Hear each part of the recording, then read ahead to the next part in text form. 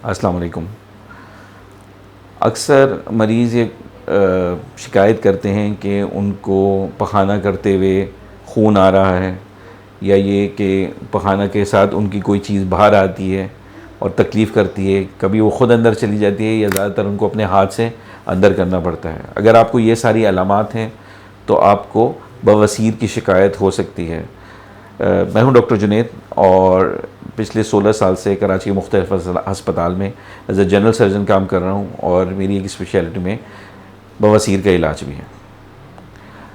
अक्सर लोग जिनको बवासीर होती है वो यूजुअली देसी टोटके अपनाते हैं, हकीमी इलाज या यूनानी इलाज करा रहे होते हैं, या ऐसे किसी शख्स के पास चले जाते हैं जो इसका इलाज नहीं जानता।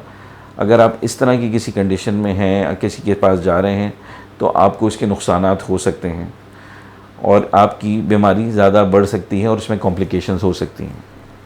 इसलिए ज़रूरी है कि आप पहली फ़ुर्सत में अपने जनरल सर्जन को दिखाएं।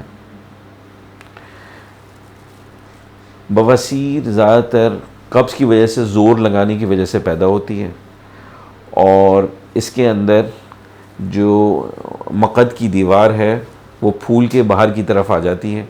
उसमें रगें होती हैं खून की, जो कभी प्रेशर की वजह से फट के उसमें खून निकलता है। कुछ कंडीशन में इतना ज़्यादा खून भी निकल सकता है कि जिसमें खून की कमी वाक़ई हो जाए, लेकिन ज़्यादातर मामूली अमाउंट ऑफ खून निकलता है।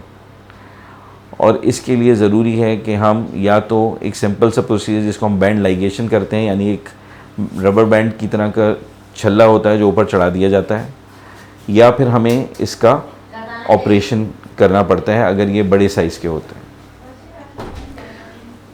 आजकल इसका लेज़र इलाज भी आ रहा है जो कि नया है, और इसके रिज़ल्ट्स कि इसमें कितनी कॉम्प्लिकेशंस हो सकती हैं या रिकरेंस यानी दोबारा बवासीर के चांसेस, अभी ये रिज़ल्ट डेटा इन हैंड है।